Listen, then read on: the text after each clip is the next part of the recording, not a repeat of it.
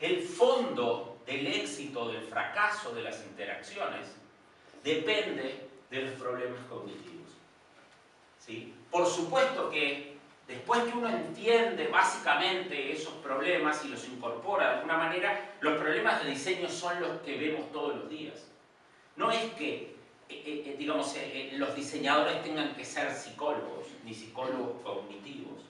¿Sí? Vale la pena una aclaración, que es, lo primero, que yo no soy psicólogo, yo soy programador de la peor especie, de lo peor, de lo peor. ¿Saben que los programadores, debe haber muchos programadores, yo me cuento con orgullo entre los programadores tenemos ahí una línea y arriba están los programadores y abajo está el resto del mundo.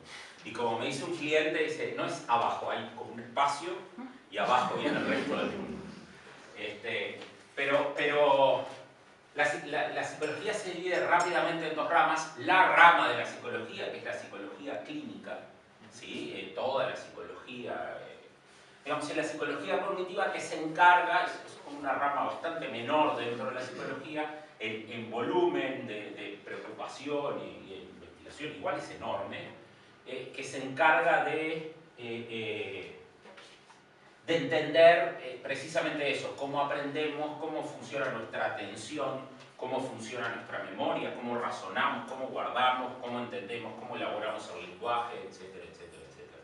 Increíblemente, la informática en la década del 50 arrasó la psicología cognitiva, la idea de la máquina que piensa, o sea, la idea del cerebro como una computadora, surgió apenas la computación se consolidó en el 50 y en el 60 y destruyó una corriente, digamos, que le hizo bastante daño a la psicología cognitiva, que es el conductismo, ¿sí? La idea de que los conductistas, con Skinner a la cabeza, alguien ve los Simpson, vieron que el profesor se llama Skinner. Skinner es el dueño de los conductistas, o sea, es el Pelé de los conductistas.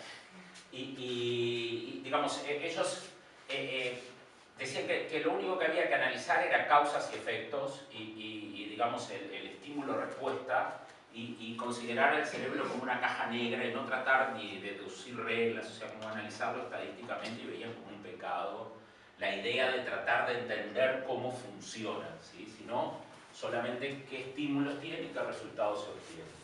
Y bueno, en la década del 50 y 60, digamos, con el surgimiento de la computación, increíblemente uno de los efectos colaterales fue un impacto terrible. Estuvo involucrado, bueno, el creador de Logo, como es, estoy mi Alzheimer, y el lingüista, que uno lo tiene por político, pero que en realidad es lingüista, Chomsky. Digamos, hubo como unas conferencias de discusión, se juntaron y se sacaron, y ahí estuvieron los de la inteligencia artificial, y es bastante interesante de leer. Bueno, pero dejemos historia y volvamos a nuestro relato importante de por qué un curso de psicología cognitiva. O sea, las transacciones, cuando un sitio de comercio electrónico vende, no vende en la pantalla, vende en la cabeza del usuario. ¿Sí? Lo importante, ayer hablábamos con Paula, cuando un publicista quiere hacer un sitio que está bueno, ¿sí? Quiere que el tipo lo mire y diga, ¡ah, qué bueno que está este sitio! Como si hiciera una Ferrari, como si hiciera, no sé. La interacción no es así, ¿sí? El diseño tiene por objeto que la otra persona cumpla un objetivo, no que diga que está bueno. Un sitio o una aplicación o una interfaz no está buena porque la persona que la ve dice que está buena. Ojo, eso tiene su mérito, ¿no? O sea, yo lo veo, qué bueno que está. Eso inclusive, después vamos a hablar un poco, tiene efectos benéficos, no es que lo estético no importa, ¿sí? Pero en realidad lo que tiene que suceder es que para la persona es como si la interfaz no existiera, ¿sí? O sea, su su percepción, su concepción del mundo y su percepción de la interacción coinciden tan bien que es como si la interfaz no existiera. A nadie se le ocurre hablar de la interfaz de la silla. ¿Sí? Ustedes no necesitan un pop-up, un journey, ¿no? Esto que está de moda, que aparecen los botones que dice las nalgas acá, ¿sí? La espalda bien puesta, I got it, ¿no? Y aparece un smiley, y repeat, no, ya entendí. Y después, otra, sí, tips, esto es para escribir, ¿sí?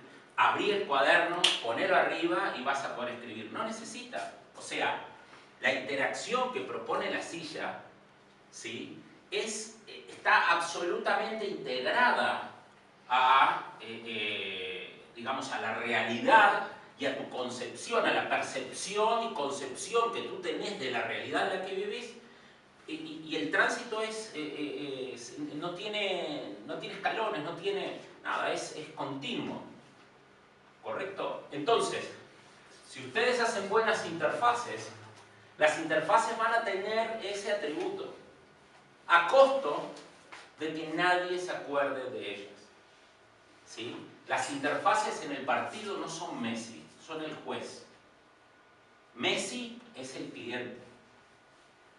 Suárez, el que le guste, no le gusta a los argentinos. ¿Qué problema que tienen con Messi? Por favor, pongan a Messi, dejen de criticarlo. O sea, no importa, Cavani, el que le guste. Griezmann, no sé, el que le guste. ¿Sí? Él es la estrella. La interfaz es como el juez. Cuanto menos se note y menos se hable de él, mejor. Ojo, es un problema porque de alguna manera nuestra profesión es pasar inadvertidos. Y eso es muy jodido. ¿Sí? Tiene un componente, y es un componente de conflicto permanente. O sea, viene un cliente y te dice, esta interfaz tiene poco color, porque como todos sabemos, las interfaces que tienen éxito son las que tienen mucho color y mucho, porque lo visual en este mundo en el que vivimos es muy importante. Y dice, sí, como el buscador de Google. ¿Perdón? Sí, claro, o el buscador de Google, el sitio más pornográficamente rentable del planeta, porque Google hace toda su plata, toda la plata, vieron todos los chocolates, los toboganes, las fiestas, todo eso no sale ni del mail, ni de YouTube, ni de Android, sale todo de AdWords en el buscador. Bueno, no en el buscador, también en otros sitios, pero hay todo eso. ¿Qué tiene? ¿Qué componentes tiene? Tiene una imagen. Una, así chiquita, acá arriba. Una imagen. Y después tiene texto negro, fondo blanco y texto verde. La innovación de color más grave de los últimos 10 años fue que cambiaron el celeste por verde. ¿Sí? Que no sé si los links eran azules, subrayados, y ahora son verdes sin subrayar. Y Google debe haber investigado durante, no sé, 2 años, ¿sí? Porque no es cuestión de agarrar la vaca sagrada y cometer un error. ¿Sí? El problema es que Google sabe que un sitio exitoso es un sitio que pasa inadvertido. Pasa tan inadvertido que la gente no se da cuenta que es un sitio en blanco y negro. Y cree que, o sea, le atribuyen cosas. Si ustedes hacen un curso de diseño y proponen el buscador de Google, pierden. ¿Sí? Les enseñan una cantidad de cosas, ustedes las tienen que hacer, las tienen que poner allá adentro. Yo dejé de hacer tutoría de trabajos finales, de cosas por eso. Porque les enseño una cantidad de cosas y los alumnos las tienen que poner en la época de Flash, lo dejé de hacer. Les enseñan Flash, todo tiene que tener una animación en Flash. ¿Por qué? ¿Por qué tiene que tener un cosito que da vuelta? ¿Qué virtud tiene eso? ¿Qué objetivo del usuario se consigue con un cosito que da vuelta? Ojo, si hay un objetivo del usuario que se consigue, está bien hecho, es alucinante las cosas. Yo no soy enemigo ni de la animación, ni de Flash, ni de nada.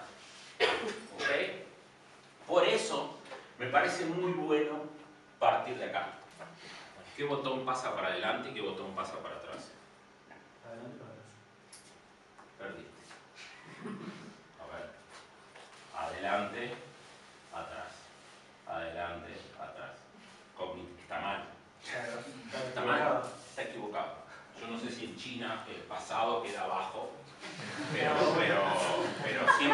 adelante es arriba, o sea, siempre, no siempre, ¿no?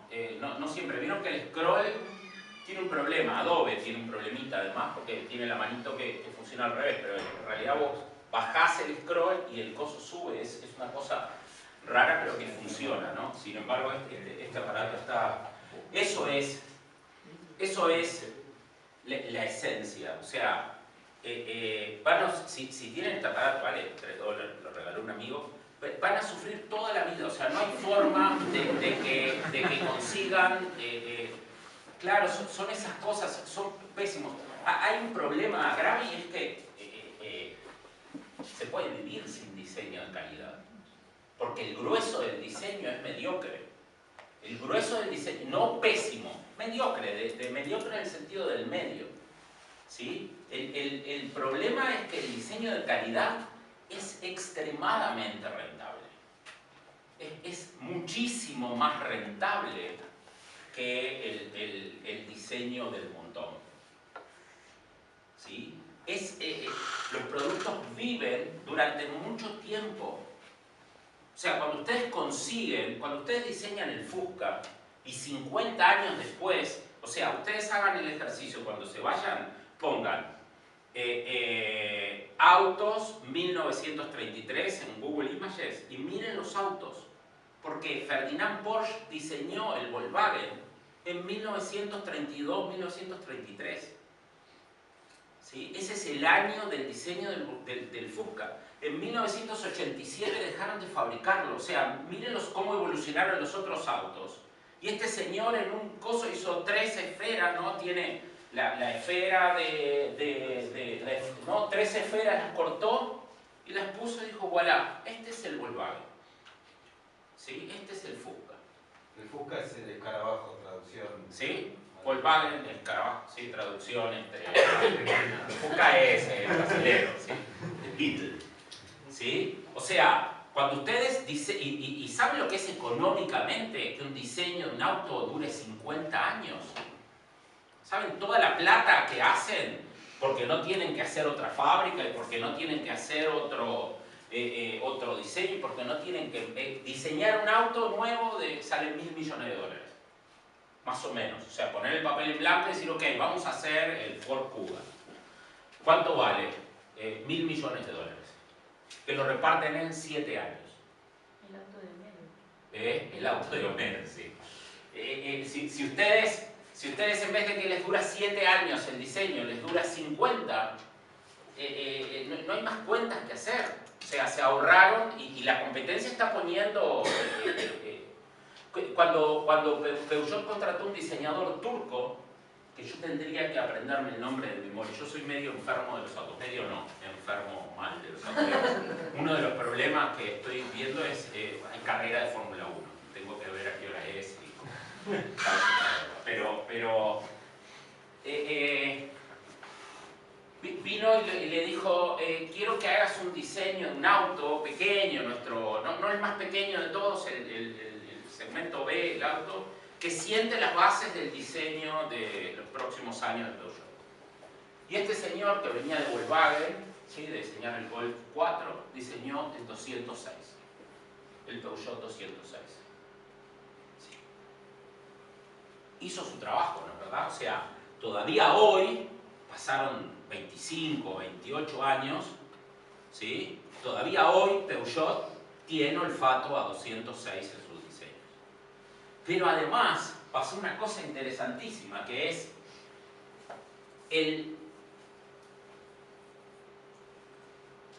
después del 206, a los 7 años, cuando se cumplió el ciclo, Peugeot diseñó el 207. En Brasil, que se fabricaba el 206 latinoamericano, decidió Peugeot hacer un revival del 206, le cambian los plásticos, los amortiguadores, no sé qué, y sacaron el 207 Compact, que todos vimos en la calle. ¿Sí? Y lo llevaron a Francia, y se siguió vendiendo el 207 Compact, inclusive después que el 207 auténtico se dejó de fabricar. O sea, metieron 18 o 20 años de diseño. O sea, diseñar bien es extremadamente rentable. Y ese es el punto. Bien, porque este aparato, no porque arrancamos digo, en que este aparato sea, hacer las cosas bien, el aparato está perfecto, el diseño, la curva, la ergonomía, los botones están mal puestos. ¿Sí? Básicamente porque el señor no sabe nada, dice el programador, ¿no? Porque me estoy yendo por las ramas.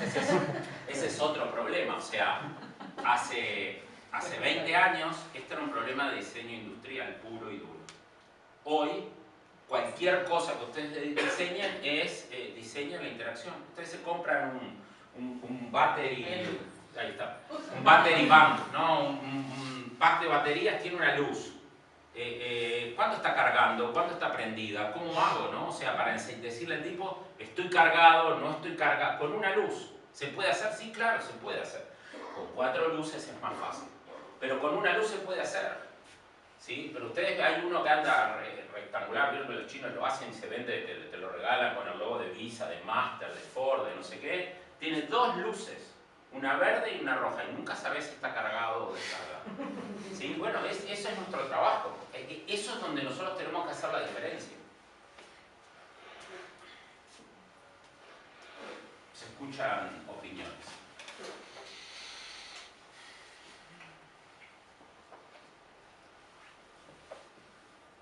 Este es un juego bien de nerd. Bueno, no sé, ahora vamos a ver. Pero... ¿Entienden? Se ponen 2 jugadores, están los números del 1 al 9 y tenés que decir un número. Ese número es como que vos lo sacás, es como que lo sacaras hubiera un bollón con 9 bolitas y vos elegís una, ¿no? Y si está, yo saco el 4. ¿Ok? Tenés el 4. El otro saca un número. El primero que saca 3, ¿no? Que consigue con 3 bolitas sumar 15, gana. ¿Lo conocen? No. ¿Les interesa? Entonces díganme la verdad, que a mí me pueden decir cualquier. Menos pegarme, me pueden decir cualquier. O sea, mientras no me peguen, capaz que hace, no sé, unos años les digo, bueno, si me quieren pegar, pero ahora no. Pero díganme, ¿les parece interesante? ¿Sí? Ni mazo. ¿Cómo se les ocurre hacer una interfaz para esto? ¿Con naipes? Con naipes. ¿Y cómo sería? Dale. Golazo, vamos. Huele. Si son solamente, a ver, el primero que junta 3 claro. Que sumen 9. No tenés un número fijo de cartas en el cual se gana, entonces tampoco le podés dar algo como para que marque la cantidad de cartas que lleva poniendo. Estoy pensando en voz alta, ¿no? O sea,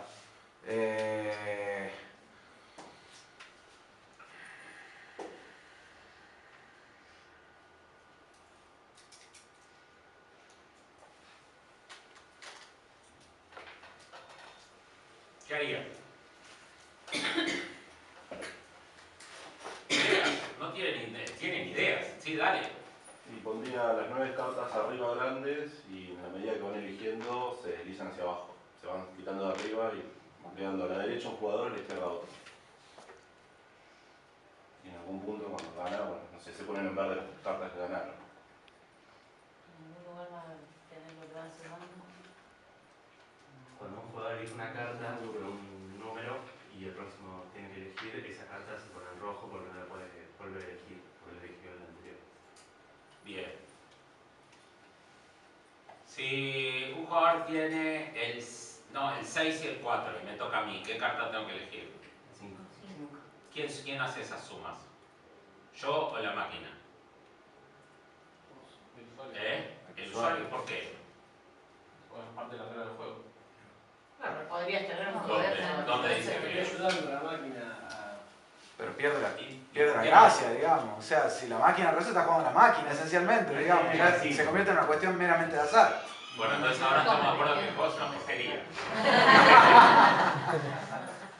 Este juego tan burdo y bobo es este juego. Una cosa que se llaman los cuadrados mágicos.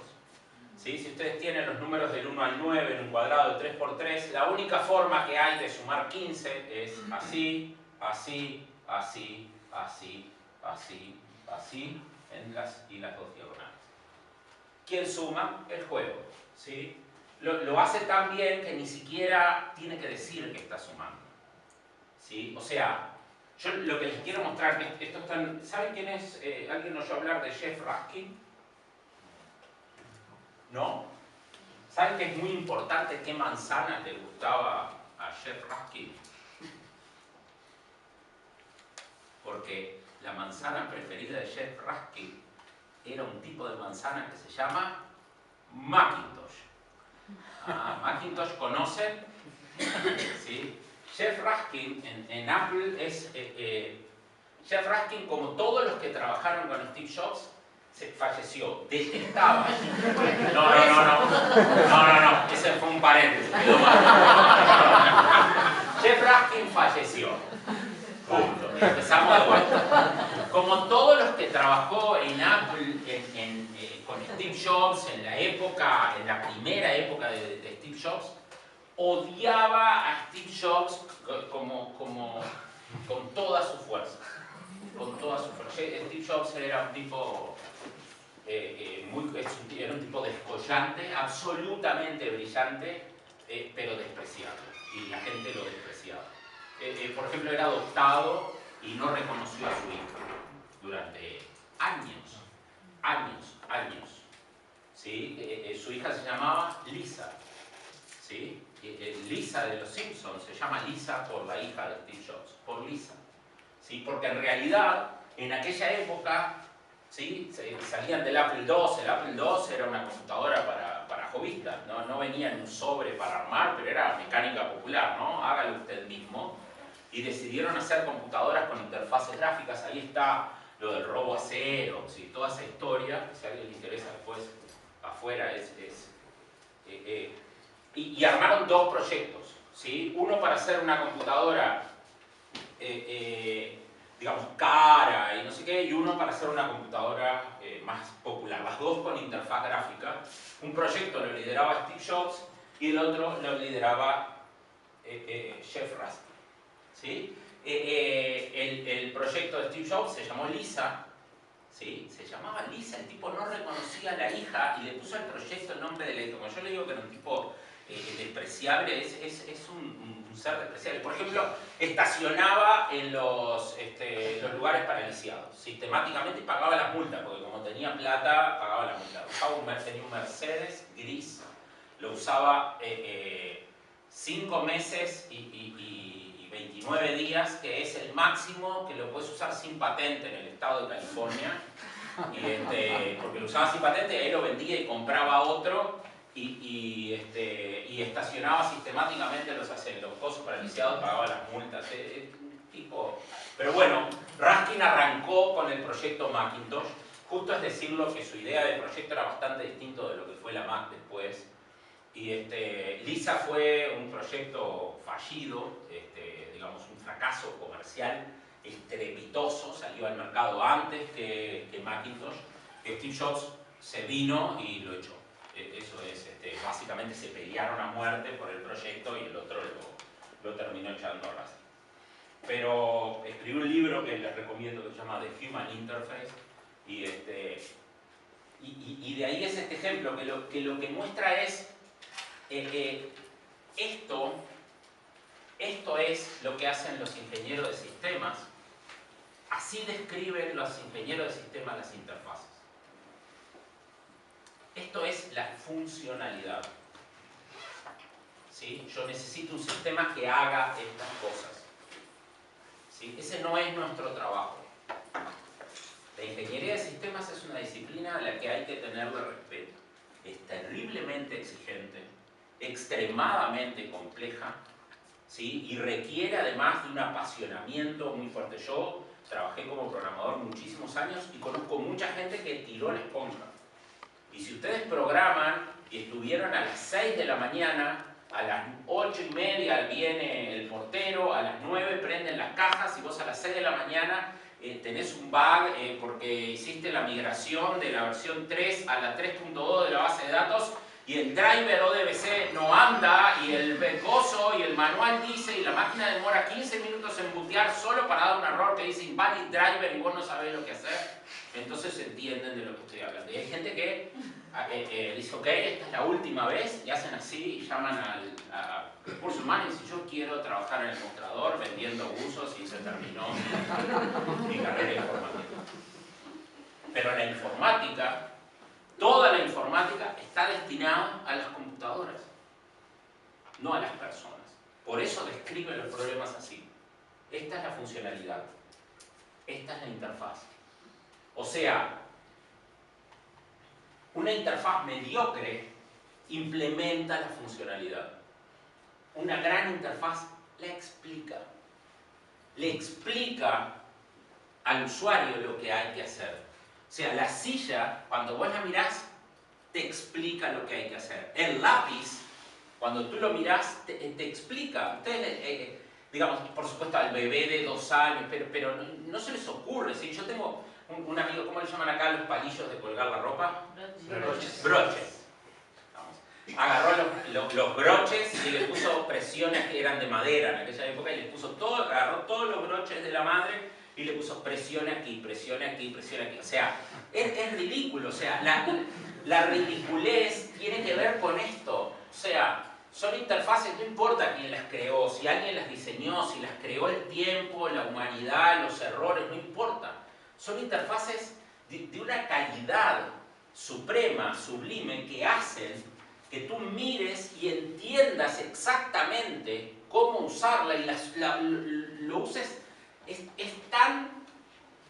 tan suave, es tan... me sale la palabra smooth, estoy buscando desde hoy una traducción para lo que los gringos dicen smooth. O sea, es tan perfecto, es tan sin problemas, es tan sin freno, es tan aceitado que ni siquiera tiene sentido hablar de interfaz. Pero sí tiene sentido hablar de interfaz. Porque cuando te compras esos broches flaquitos, vieron que ahora hay unos que son como de medio ancho que no abren y que no los podés poner. ¿Sí? Y hay unos de plástico que queda uno para el costado y es así, clac, y quedan. Entonces, no es así que es trivial. No es trivial. El broche, el palillo tiene la forma, tiene una cantidad de atributos que hacen que su funcionamiento funcione y que tú entiendas cómo usarlos. Cuando nosotros creamos una interfaz, sobre todo basada en productos digitales, basada en software, a diferencia de lo que sucede con la silla, ¿sí? Que tiene un marco físico que le da soporte, todo lo que nosotros construimos es arbitrariamente creado para esa interfaz. O sea, cuando ustedes mueven el mouse para acá, la flecha se mueve haciendo la misma vuelta porque un programador hizo un programa que lo hizo así. Ustedes podrían decidir que el mouse fuera para cualquier lado. O sea, lo mueven para acá y va para abajo, hace cualquier cosa. ¿Sí? No pueden poner la silla en el techo y sentar a la persona cabeza para abajo. Pero sí pueden hacer eso en la interfaz.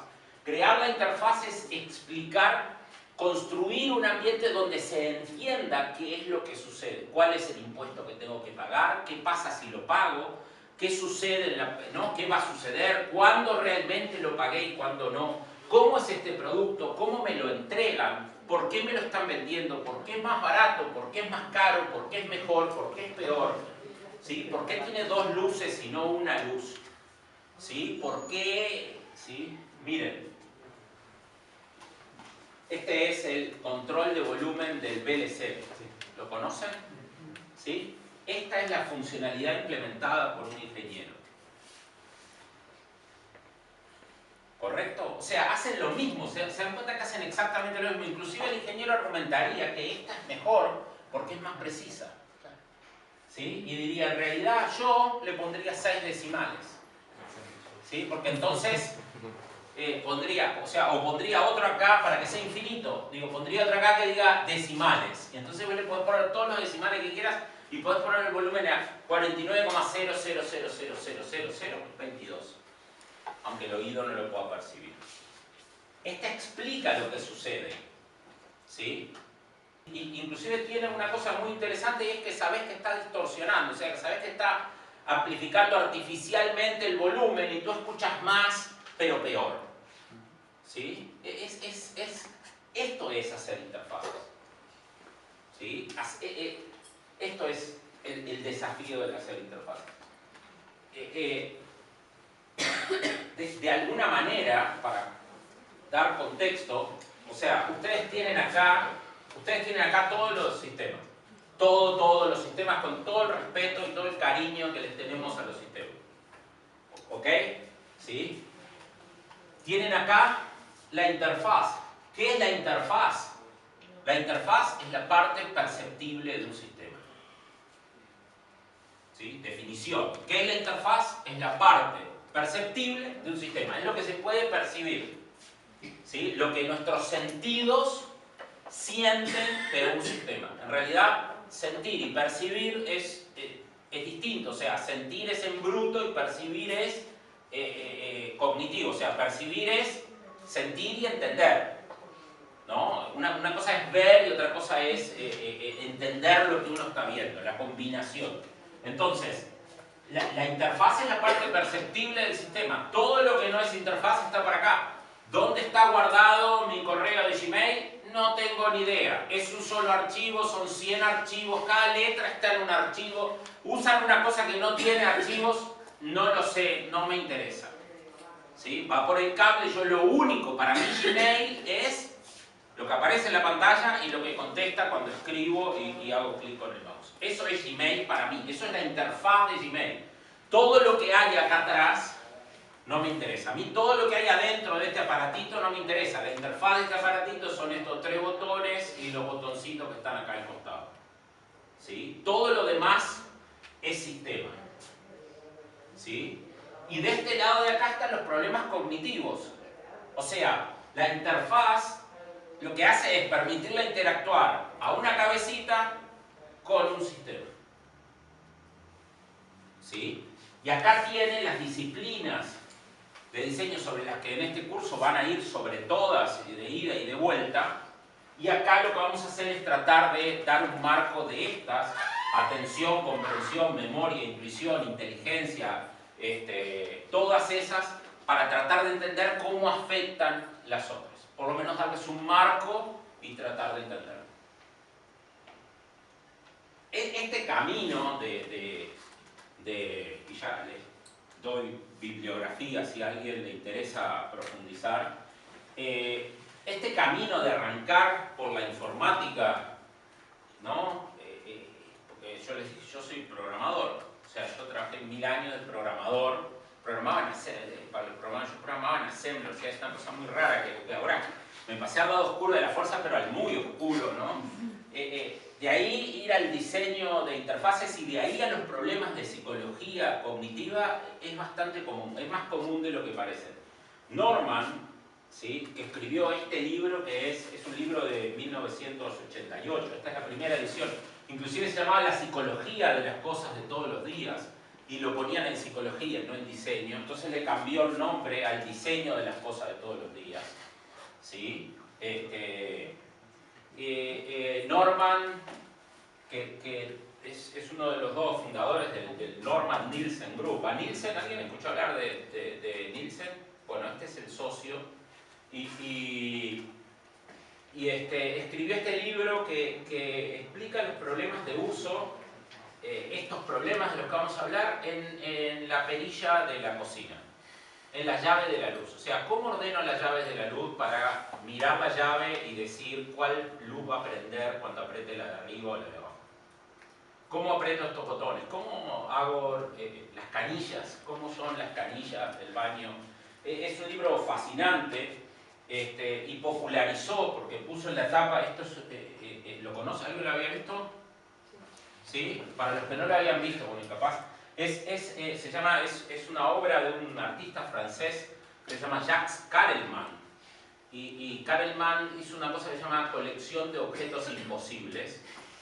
Y esta es la tetera para masoquistas. Y Norman la puso, retrotráiganse, o sea, porque tiene todos los features. Si ustedes dejan que un ingeniero especifique una tetera, ¿sí?, no se la puede mostrar. O sea, ustedes agarran a un ingeniero y dicen, te doy una semana y te pago $20.000 para que especifiques una tetera. El tipo especifica una tetera y esta tetera cumple con toda su especificación. sea, todo, hace todo y la especifica. O sea, es una descripción de todas las características que la tetera tiene que tener, pero no tiene un intangible de calidad muy difícil de describir, que es el problema de la calidad en la facilidad de uso. Otro loco menos conocido es este señor que se llama Jeff Hawkins.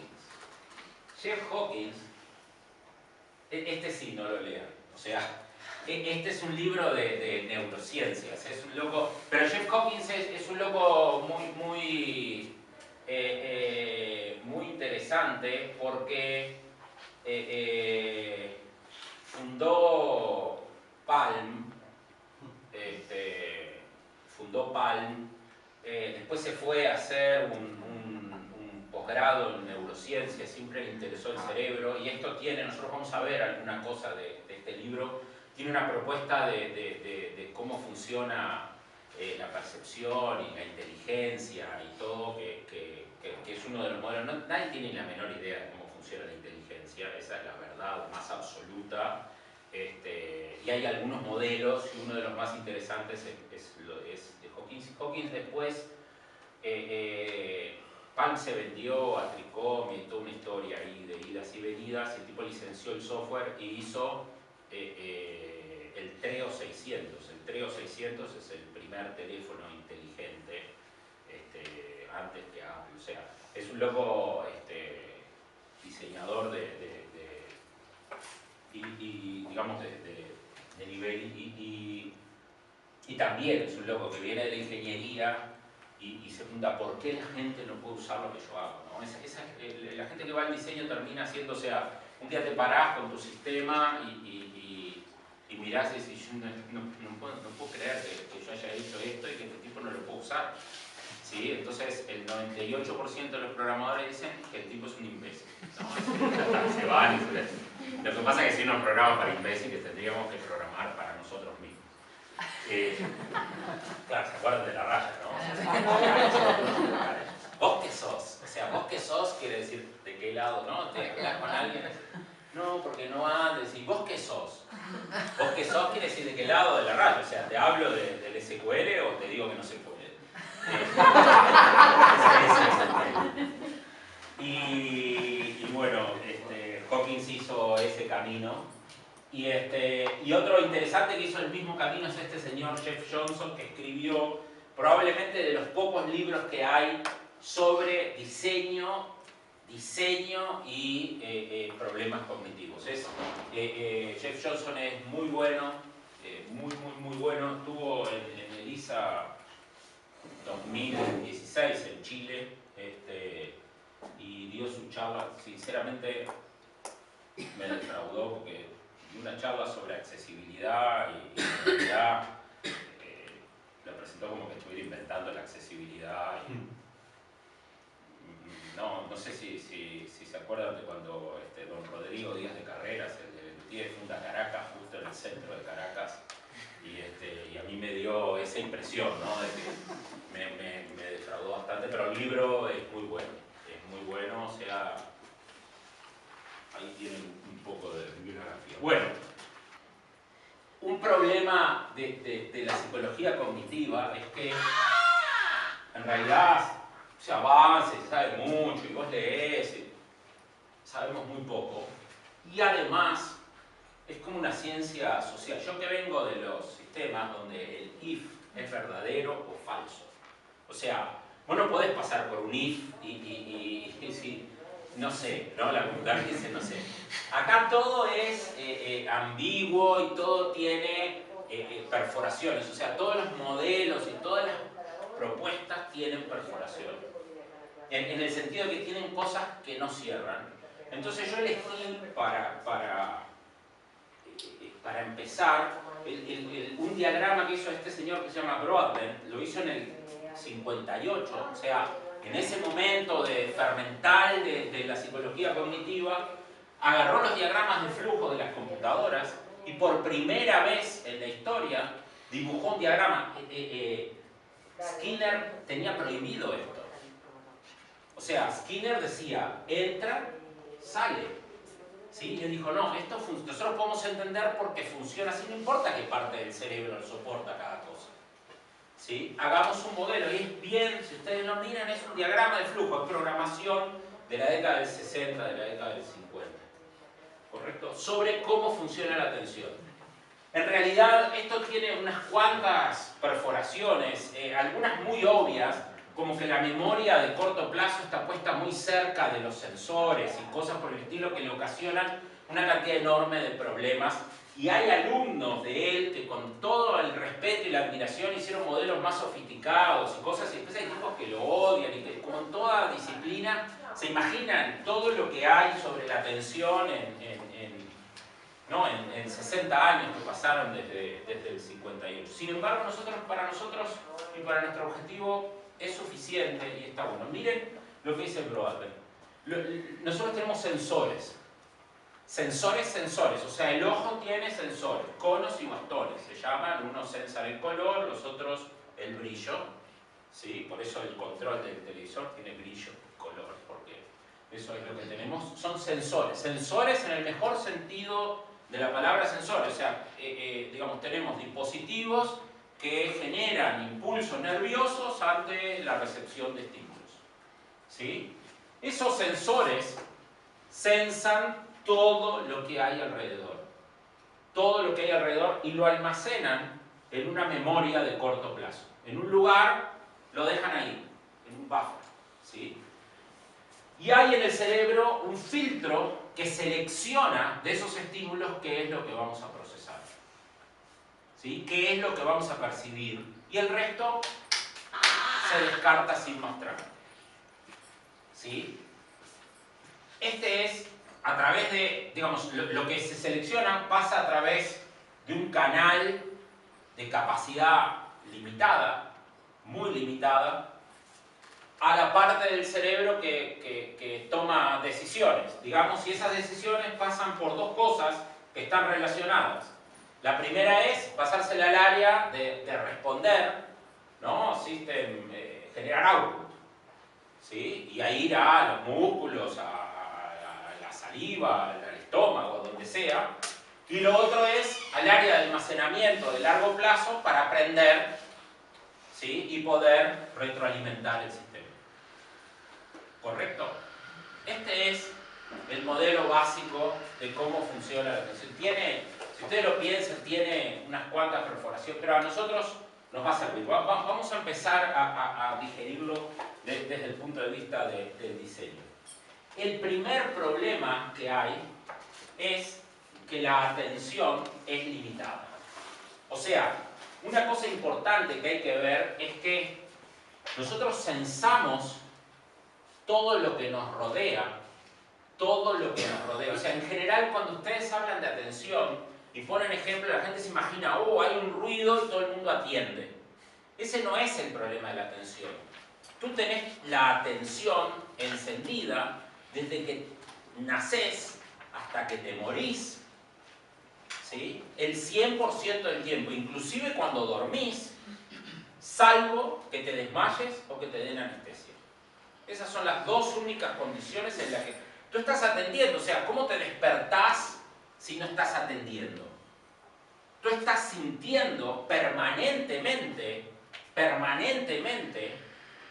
todos los estímulos que te rodean, con todos los sentidos. ¿Sí? Y el canal que pasa a tu conciencia o al análisis, todavía no a tu conciencia, tu preconciencia, no importa si es consciente o no, a tu percepción, al análisis de eso, es ínfimo. ¿Sí? ¿No vieron que diseña interfaces y la gente no ve las cosas? Claro que la gente no ve las cosas, porque no tiene cómo verlas. ¿Sí? Cuando hay muchas cosas, o toma mucho tiempo para atender una, atender otra, atender otra, atender otra, atender otra, o hay una cantidad de cosas que no va a haber. Si ustedes diseñan bien, eligen ustedes con la jerarquía visual qué cosas ve primero y qué cosas no. Y si ustedes diseñan mal, ¿sí? Ve la que no tiene que ver y no ve la que tiene que ver. ¿Nunca vieron un usuario clicando como enfermo el botón que no es? Dicen, no entiendo qué pasa. ¿sí? Y mira el mouse. Eso yo lo vi varias veces haciendo estos usuarios. El tipo mira el mouse, o sea, como la computadora no es de él, da vuelta el mouse así. Además, lo da vuelta, o sea, lo agarra así, lo mira de abajo, como si de abajo vos supieras. Y dice, ¿está bien el mouse? Sí, sí, está bien. El problema no es tu mouse, el problema es que está mal la pantalla. O sea, la atención, la capacidad de atender de las personas es limitada. ¿Cuál limitada? Muy limitada. Mucho, ¿sí? En realidad, también de la época, ¿sí? Un señor que se llama George Miller hizo un estudio. En realidad, George Miller no hizo un estudio de la atención.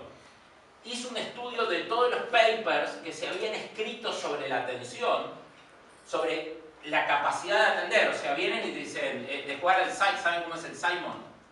¿Sí? Rojo, ¿no? Rojo, amarillo, verde. ¿Sí? ¿Cuál es el límite humano, ¿sí? de cuándo la gente empieza a equivocarse? Bueno, ejercicios de ese tipo, ¿no? Cuántas palabras poder retener, etcétera. Y lo que descubrió es que la gráfica es aproximadamente esta, o sea, entre 7 más menos 2, ahí está digamos, empieza a decaer. O sea, 7 es como un número mágico en el que la memoria de corto plazo, ¿sí? La memoria de corto plazo retiene como para que tú puedas decir todas las cosas que te pidieron para el almacén. ¿Sí? En realidad, 7 cosas para el almacén no anda, ¿no? ¿Sí?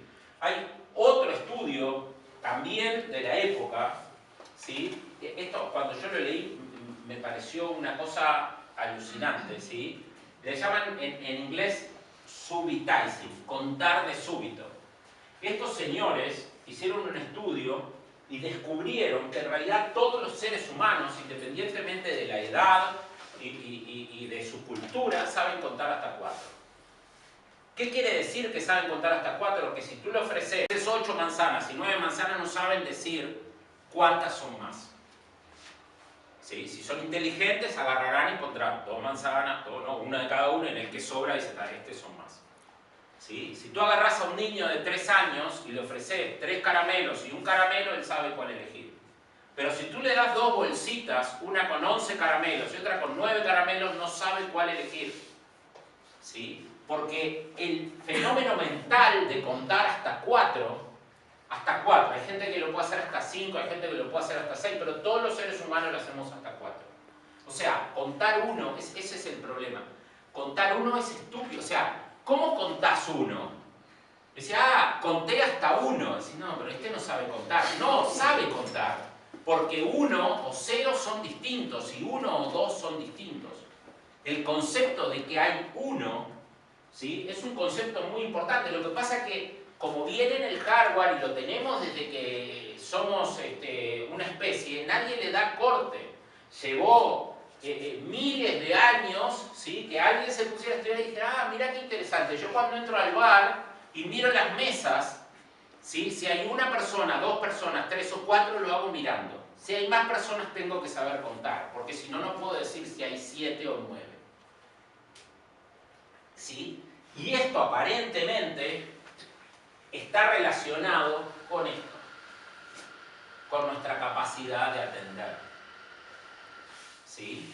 Y es muy importante para diseñar, porque si ustedes quieren que una persona elija entre opciones rápidamente, no que elija su sistema de pensión. O sea, usted quiere una pensión de renta fija durante 25 años o de renta variable de por vida. Eso es otro problema. ¿Sí? Pero si yo le pongo 3 opciones o 2 opciones para que elija rápido entre una y otra, ¿cuántas opciones puedo poner para que elija razonablemente? 4. ¿Sí? ¿Eso quiere decir que yo siempre puedo poner 4? No. ¿Sí? No, porque esto no son, de vuelta, no es la física, ¿no? O sea, no es que yo acá puedo poner 5, 7, 9, 19. Pero hay una diferencia sustantiva entre hacer las cosas sabiendo que te estás pasando de la raya y el que las hace porque no entiende que el futuro va arriba y el pasado va abajo. Son dos problemas distintos. Son dos problemas distintos. Ustedes se van a ver enfrentados miles de veces a situaciones donde hay 16 opciones en el menú y ¿qué hago? Bueno, una buena opción es agruparlas, porque el agruparlas en 4 grupos. O sea, porque en realidad la complejidad de cada grupo de la mesa, o sea, la mesa de 4 es muy complejo. O sea, yo puedo agruparlo. Vieron que la gente agrupa los números de teléfono en 2 o 3 bloques. ¿Sí? Y eso tiene que ver con esto, ¿no? Porque recuerda los bloques y después recuerda lo que hay adentro de los bloques y casualmente nunca son más de 4. ¿Sí? En realidad uno puede manejarse, porque esto no es la Biblia, entre el 7 más menos 2 y el 4. Pero veamos algunos ejemplos. ¿Ven? Estas cosas sobre los ejemplos.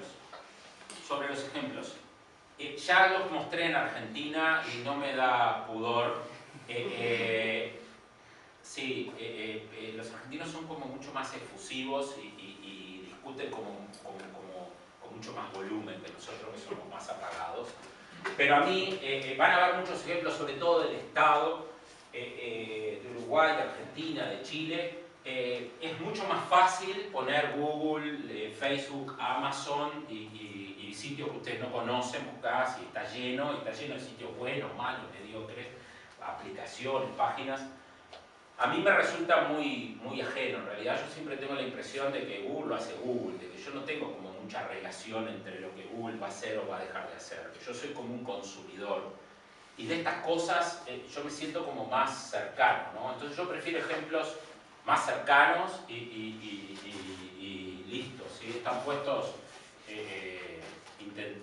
intentamos ponerlos con respeto cuando son para bien o cuando son para mal. Y la otra cosa sobre los ejemplos es que, en general, a mí me parecen mejores los ejemplos de cosas que son buenas, ¿no? Que son, o sea, inclusive para mostrar algo que está mal. O sea, es muy fácil encontrar cosas patéticas que son horribles, que tienen todo mal. A mí me parece bueno cuando tú encontrás, ¿sí?, sitios que tienen inversión, que tienen gente, que se trabajó y que igual cometen errores, ¿no? Como por ejemplo, son muchos. ¿Sí? Son muchos. Yo estuve hablando y nadie lo leyó. ¿Alguien leyó todos los botones mientras yo estaba hablando? No, es mucho. Los arreglaron. Esto tiene... Yo voy haciendo el curso y antes de cada curso reviso todos los ejemplos y en vez de borrarlos los agrego para ver cómo evolucionan los sitios. ¿Sí? Este es 2017. No me hago el boludo, o sea, esto es K y esto es Macri, pero después ustedes se pelean afuera. ¿Sí? Esto es, miren o sea, sigue siendo mucho. ¿Sí? Esto habla el diseño no es un problema gráfico. La interacción no es un problema gráfico. La gráfica es importante, sí es importante. Pero ustedes acuérdense del publicista que quiere, ¿sí?, que esto es ahora. ¿Sí? Esto es ahora. Y el truco de que es que en realidad no dice nada. O sea, esta página no es nada. Yo la vengo mirando hace meses y meses. Argentina cambió todos los ministerios y son todos iguales. Y el truco de que sean todos iguales es que no dicen nada. Y no está bien tampoco. ¿Sí? Porque lo que hicieron es el Ministerio de Energía y Minería. Energía, minería, energía, planeamiento estratégico de energía. O sea, ¿dónde está el contenido? O sea, lo que hicieron fue patear todo el problema para atrás, esconderlo, y entonces eso les da la libertad de hacer una pantalla de baja complejidad. ¿Sí? Pero igual tiene 4, ¿no? O sea, igual esto se ve muy bien y que se vea muy bien es positivo. Pero lo que les quería decir de la versión anterior, o sea,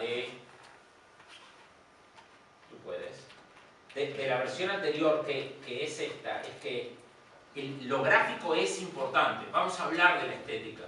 Vamos a hablar de la estética específicamente, vamos a ver algunos ejemplos y algunas cosas. La estética es importante, pero la interacción no es un problema gráfico.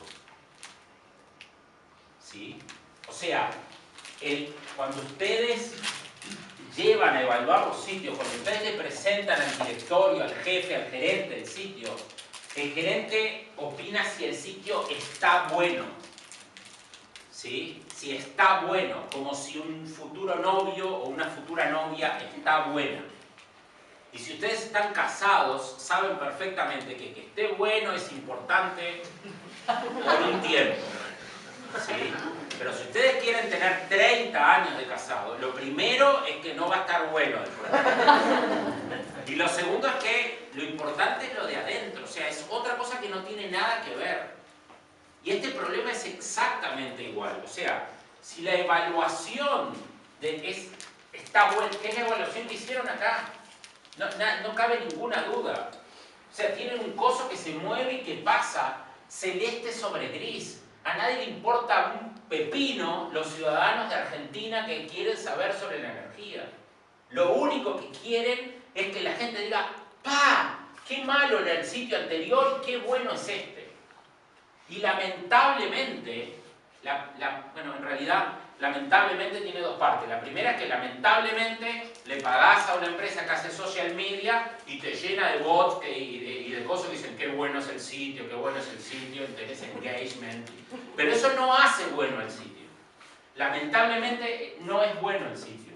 Por más que la gente diga que está bueno, ¿sí? Por más que la gente diga, inclusive, ¡pa! ¡Qué bueno que está! ¿Sí? Después va a entrar, no encuentran, no usan.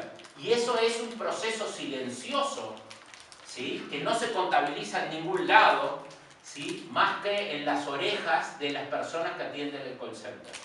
Mija, llamé, puse el número, no me dio la factura, no entendí. Bueno, señora, lo que pasa es que lo que usted dice, ¿qué navegador está usando? Perdón, ¿qué navegador está usando? Fuimos a hacer un test con usuarios en móviles y la primera línea del script decía abra el navegador. Y de los 8 usuarios, 3 nos preguntaron qué es el navegador.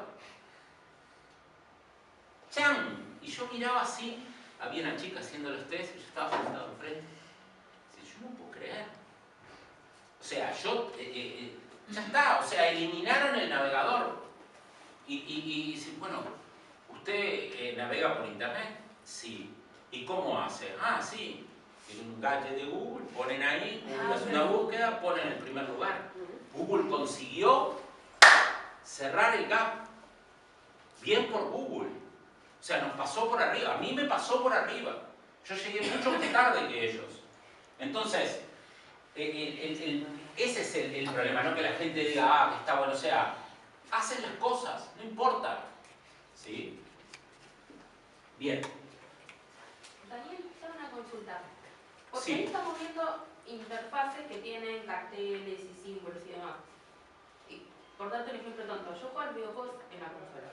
Y ahí no hay un cartel que diga, corre para adelante y hace esto. Es una interfaz cargadísima, llena de colores, llena de distracción. El control me vibra, me está diciendo cosas y yo lo proceso. Vos lo procesás y lo haces. Lo sacás adelante y no hay no estás concentrado en una sola cosa. Estás cubriendo un abanico. Sí. Dame dos respuestas. La primero una consideración sobre los videojuegos. O los juegos en general. Las interfaces para jugar conocen estas reglas para violarlas. O sea, la jugabilidad, la gracia del juego depende del juego, ¿no? O sea, si juegan al ajedrez, la gracia del juego no es esconder las piezas. Pero en general, la gracia de los juegos muchas veces tiene que ver con que vos descubras o te des cuenta o mires para el lado que no deberías mirar. Esa es la primera. Para la segunda respuesta, vas a tener que esperar un ratito.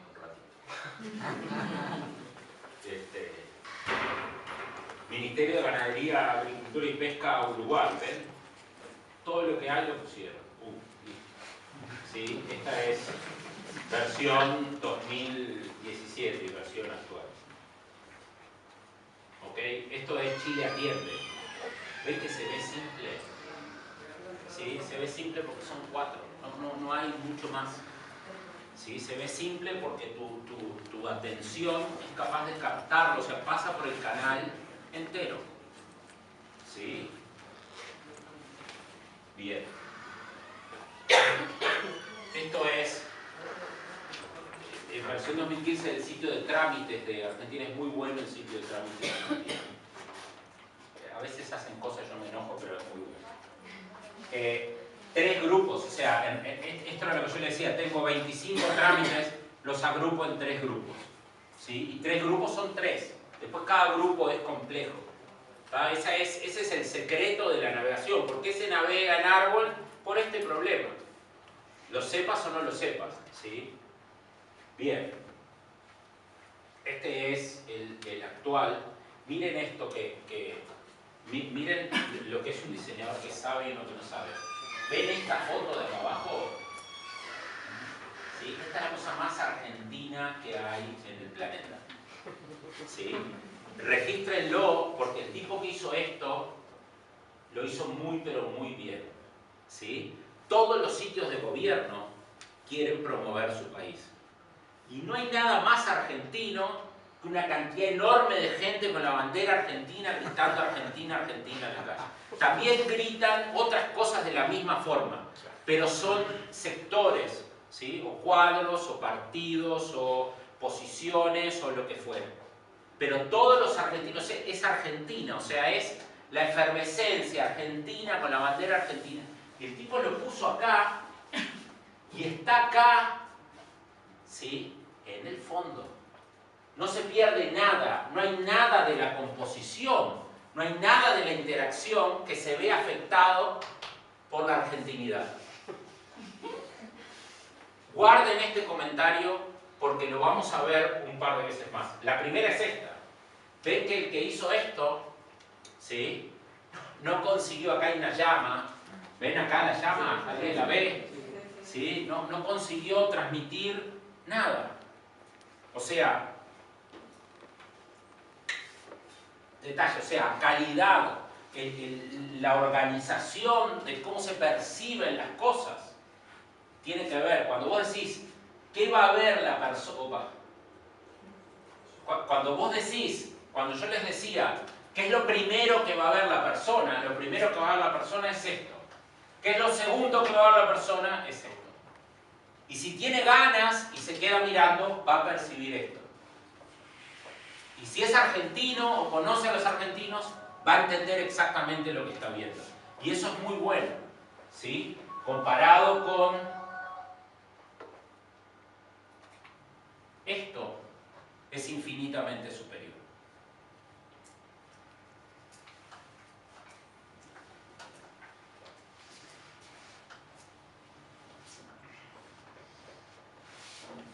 Van a verlo en el módulo de evaluación, pero digamos, una de las formas de evaluar interfaces es compararlas contra una serie de reglas heurísticas. Heurístico quiere decir, es una regla pero de sentido común, ¿no? O sea, una regla como obvia, ¿no? No una mejor práctica de decir, los CSS, agruparlos todos en un archivo o poner arriba las clases generales y abajo las responsivas. Esas son cosas que dependen de la tecnología, son tips o mejores prácticas. Una heurística son cosas generales y lo que se hace es compararlas contra una serie de 10 que escribió este señor Nielsen en 1990 en un artículo que se llama 10 Heuristics for Usability Evaluation, una cosa por el estilo. ¿Sí? Hay una, ¿sí?, destinada al minimalismo. En realidad sobre este título hay una discusión que viene del 90 porque el minimalismo es una corriente estética y la usabilidad y el diseño y la interacción no es ni bueno ni malo con una corriente estética o con otra. ¿Sí? Pero esta es La heurística que dice los diálogos no deben contener información irrelevante o remotamente necesaria. Cada unidad extra de información compite con las unidades relevantes de información y reduce por tanto su visibilidad relativa. Si lo conocían y lo usaban y no sabían por qué, ahora lo saben. Es porque nuestro canal de filtro es extremadamente sencillo, es extremadamente pequeño, ¿sí? Y pasan pocas cosas para atrás. Bien. ¿Cómo se recuerda? ¿Sí?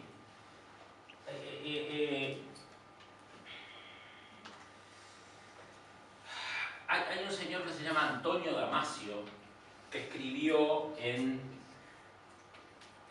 la década del 80, 84, 85, un libro que se llama Descartes Error. ¿Sí? Se lo recomiendo si quieren, si les interesan estos temas.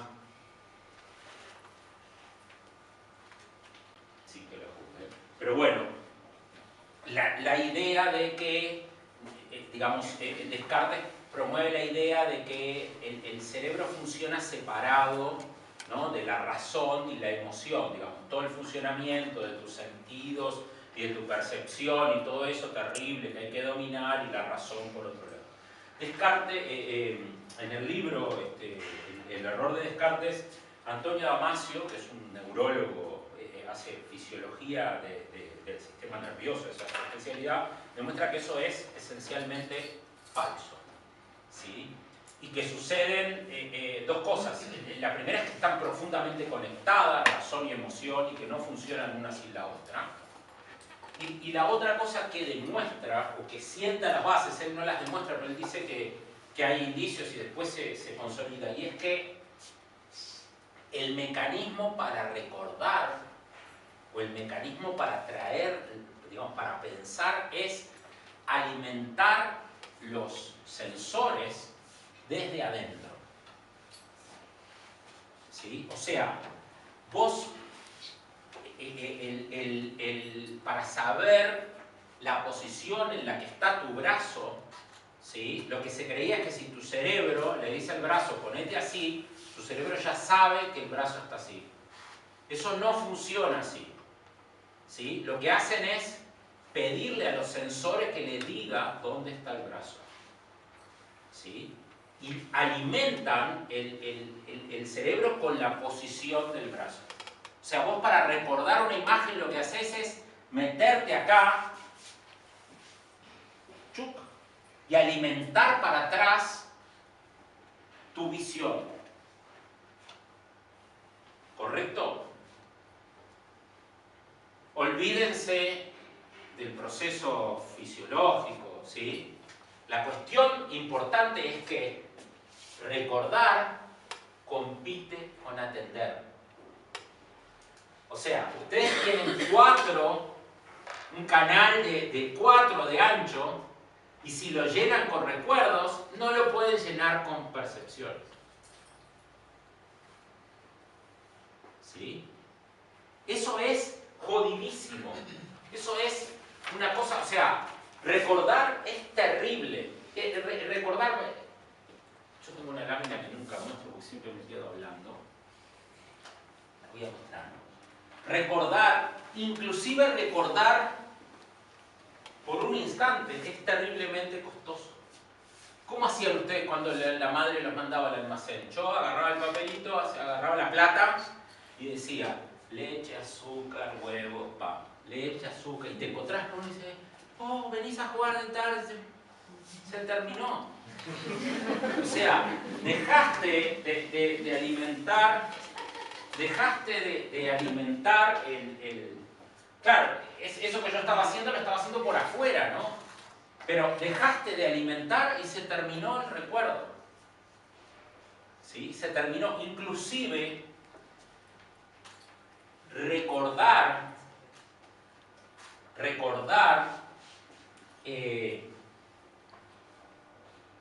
no funciona en la visión. O sea, esa idea de que tú lo viste claro y que tenés yo la foto esa del casamiento donde estamos todos la tengo, es falsa, es una falsa percepción, porque en realidad, si te mostraran la foto y te preguntan de qué color es el florero que está atrás de la mesa, tú no lo tenés, tú tenés muy claro algunas cosas.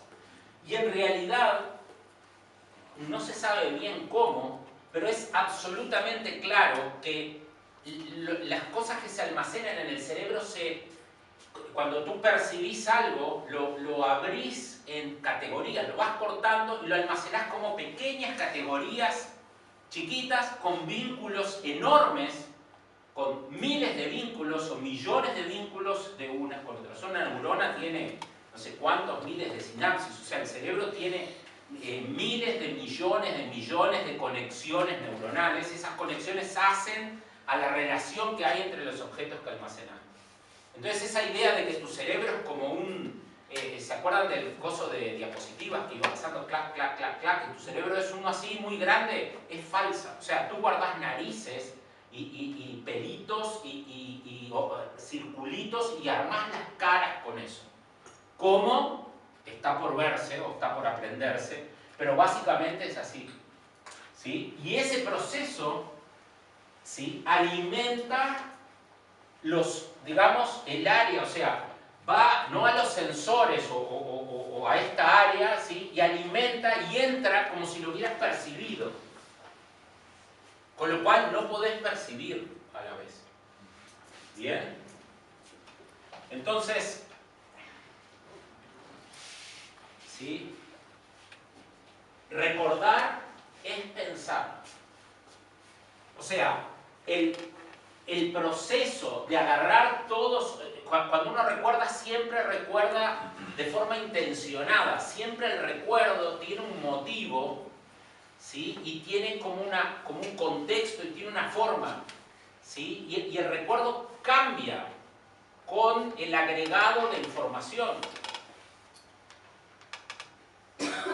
¿Sí? No es como dice Cassiari, que él defiende ¿cómo es que le llama? La anécdota aumentada, la historia con color, ¿no? Cassiari lo tiene, por lo menos de nombre, Man Cassiari. Él defiende que a la anécdota hay que ir dándole color con el tiempo. Bueno, no es exactamente eso, pero está cerca, o sea, los recuerdos, o sea, recordar es tener un objetivo y con ese objetivo ir a la memoria, agarrar todos los pedazos que hay, que son chiquititos, construir como en pirámide hasta armar el recuerdo que yo tengo de ese fenómeno y alimentar mis sensores y digamos, inventar todo para atrás para que eso reemplace la percepción del exterior. ¿Sí? Y eso es pensar. ¿Cómo piensan ustedes? Dice, vamos a reformar la casa. Ay, ¿qué te parece? Y hacemos un dormitorio, ¿viste? Del baño. Ustedes conocen la casa. ¿Qué hacen? La dibujan mentalmente, traen las herramientas, todo. Eso es pensar. Eso es recordar. Están recordando y están pensando. A veces el objetivo es más traer una imagen, a veces el objetivo es más sacar una conclusión. Pero recordar y pensar son sinónimos. ¿Y saben una cosa? Pensar es una actividad física hiperconsumidora de recursos. ¿Sí? Pensar, o sea, no hay sprints de pensamiento intenso de más de 15 minutos. No se puede. O sea, la actividad que más azúcar consume del organismo es pensar. Pensar intensamente. ¿Sí? No se puede pensar intensa, no en el grado máximo, un par de grados más abajo durante más de 1 hora y media, 2 horas. No se puede. Por eso las películas duran 1 hora y media, 2 horas.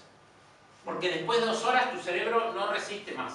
O remata, no se casa, no la deja, o la mata, o le roba el barco, o pone continuará.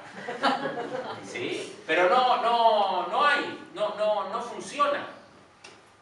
¿Sí? Es la actividad más, digamos que más energía consume. No adelgaza, esa es una cagada. ¿Sí? Porque uno puede decir, bueno, entonces pienso luego del caso, ¿no? ¿Sí? Pensar es la bala de oro. Pensar, ¿vieron en los dibujitos, sobre todo los japoneses, que la historia es la misma, siempre son 5, 4, 1, no importa, y tienen el arma secreta y pasa todo el capítulo, en la media hora, sufren, y en el último minuto hacen así. Cuando yo era chico daban uno que se llamaba Ultra Ser, que era uno que tenía un boomerang. Yo lo miraba todas las tardes y siempre terminaba el capítulo hacía así, el boomerang hacía, cortaba el malo, volvía y luego hacía Ultra Seven y volaba. ¿Sí? Pensar es así, es el boomerang. O sea, el tipo lo va a usar solo al final del capítulo. Solo al final del capítulo. Si ustedes quieren construir una buena interfaz, tienen que evitar que la gente piense. ¿Sí? Esto es bastante obvio, pero tienen que evitar que la gente recuerde. Y esto no es obvio. Esto no es obvio. Miren. Bueno, primero un comentario. No sé si conocen este libro. ¿Alguien lo conoce? ¿Sí? Bueno, se podría llamar No me hagas recordar y no cambiaría nada. Excelente. ¿Sí? Excelente. Lean. Si quieren leer un libro introductorio que es la usabilidad, que es diseñar bien, lean a Steve Krag, que es un libro así finito, está en español. ¿Ven? Por ejemplo, estos se fundieron. Claro, son ulala, es un proyecto, metieron $3 millones en Uruguay, $3 millones en un proyecto es una cosa, un proyecto en internet es una cosa superlativa. Y se iban, en la publicidad, y cosas, era un sitio innovador de comercio electrónico. En la interna, se iban a comer a Mercado Libre en 2 panes. O sea, ya tenían el pan de abajo y estaban por comprar el pan de arriba. ¿Qué estoy comprando? ¿Elegí el rojo o el verde? Al final, ¿con cuál te quedaste? ¿Con el de 4 watts o con el de 2 watts? ¿Qué estoy comprando? ¿Por qué me tengo que acordar de qué estoy comprando? Está mal. Está muy mal. ¿Cuántas veces escucharon que los mensajes de error van al lado de los campos? O sea, si ustedes ponen los mensajes de error acá y los campos acá, yo tengo que recordar el error cuando vengo para acá. ¿Sí? Inclusive si la etiqueta está tan lejos, tengo que de acá, leer acá, encontrar, recordar acá, ir para acá. O sea, tengo que pensar. Cuando yo les digo no hagan a los usuarios pensar, uno dice, bueno, yo qué sé, este hombre está pensando en que le vamos a poner un sistema de ecuaciones diferenciales. No es así. Les estoy hablando de las cosas más sencillas. De las cosas más sencillas. Cada mensaje de error al lado del campo. ¿Sí? Ahora está de moda poner los nombres de los campos adentro, las etiquetas adentro de los campos. Uno dice, está mal. Que ahorrar una cantidad de espacio, o sea, es fantástico, o sea, porque el problema del diseñador, la parte gráfica, es que siempre te falta espacio, o sea, siempre está, entonces vos lo pones adentro, es mágico, es responsivo por definición, o sea, no tiene que correrse, es alucinante. Pero cuando llenás el formulario, no sabés de qué son los campos. Y te dicen, pero si las etiquetas estaban antes, sí, pero se tiene que acordar. ¿Vos qué te pensás? ¿Que las vas a repetir de memoria cuando te aprendías el poema de la bandera en la escuela? Y después va a venir y va a llenar el formulario. Si me decís usuario y contraseña, bueno, porque usuario lo entiende. Contraseña tiene puntito y la seña es la contraseña. Bueno, te la llevo. Pero nombre, apellido, cédula. No. Tenés que borrar lo que escribiste porque ahí Tenés que borrar lo que escribiste se está usando la descripción del campo como placeholder y cuando haces focus en el input se eleva como un label. Sí, yo lo vi. Es lindo, pero me parece trabajar al santo botón, ¿no? O sea, lo pones en un lugar y se ve siempre, o sea, pero cumple, ¿sí? Y esta es la peor versión, que es el pop-up de JavaScript. tener cuidado de las cosas que uno se ríe. Yo se los digo porque después, ¿vieron? Se llama escupir para arriba. Uno se ríe y hay que tener cuidado. Pero uno lee, ¿cuántas veces leyeron que no pongan los mensajes de error en los pop-ups? Este es más obvio, pero está lleno porque no hay nada más fácil que poner ¿no? Alert, comillas y ya está. ¿Sí? Comillas. Ahora los navegadores en el segundo alert te dicen, ¿quieres sacar estos mensajes? Y desaparecen. Pero ustedes se dan cuenta de lo que es no entender de diseño. O sea, además de que hizo el alert, oscureció todo. O sea, no solamente te vas a tener que acordar de esto cuando esto desaparezca, sino que te tenés que acordar de esto mientras leas esto. Está mal.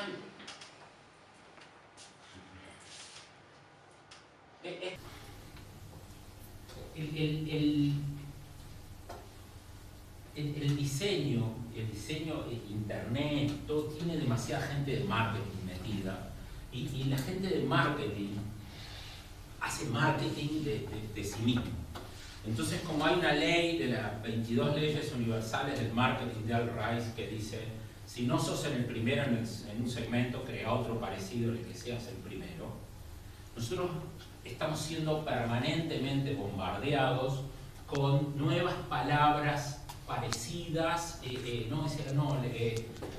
vos no tenés que hacer user journey, tenés que hacer experience journey, porque lo importante no es que y te explican, ¿no? Media hora, una presentación, ¿sí? Está muy de moda, vinculado a la expresión, experiencia de usuario, todo el tema de que las interfaces tienen que transmitir y todo como una cosa etérea, donde diseñar interacciones es más o menos como hacer perfumes. Y hacer perfumes es una disciplina muy compleja, que tiene sus cosas, pero que en principio no tiene mucho parentesco con diseñar interfaces. Y para ver esto, que no es un problema de la epifanía, diseñar interfaces es una tarea técnica, creativa, pero esencialmente técnica. Piensen esto. Imagínense que a nosotros nos dan para diseñar la primera pantalla de una app. ¿Sí? La primera pantalla, vos vas a clicar la app y va a abrir la primera pantalla. Y viene alguien y dice, yo voy a hacer esto. Voy a hacer un programa que lo que hace es crear todas las pantallas posibles y las imprime. Y las vamos a poner en una biblioteca como la biblioteca de Babel, una biblioteca infinita, en donde nosotros vamos a empezar por una pantalla que tiene todos los píxeles negros. ¿Sí? El siguiente tiene el píxel negro, en vez de estar en el color 16 millones, está en el 15 millones, 999, 998, 997, 0, el que le sigue, y diseñamos todas las pantallas. Están todas, y las imprimimos y las ponemos en una biblioteca, y ahora nosotros vamos a la biblioteca. Diseñar dejó de ser esa actividad etérea, y diseñar ahora es recorrer la biblioteca y elegir. ¿Correcto? O sea, el problema de diseñar, por supuesto que el programa ese se puede hacer, pero no es viable, digamos, implementarlo, ¿correcto? Pero el concepto, a mí me gusta el concepto, porque en definitiva, el problema central de la calidad de diseño no son las cosas que se te ocurren, sino la capacidad que tú tenés para evaluar cuáles son buenas y cuáles son malas. ¿Sí? Diseñar es elegir. La sustancia de la tarea del diseñador es elegir el equilibrio entre que las opciones sean visibles y que haya pocas. Porque para que sean muy visibles, lo mejor es que haya una. Pero en realidad la funcionalidad implica que hayan 16. Y yo tengo que decidir si voy a poner 16, si voy a poner 4 arriba y las otras abajo, si voy a usar 5 grandes y el resto chitas, si voy a tener 3 niveles, si una las voy a hacer potentes gráficamente y las otras por abajo, si lo voy a usar en el fondo o en el frente.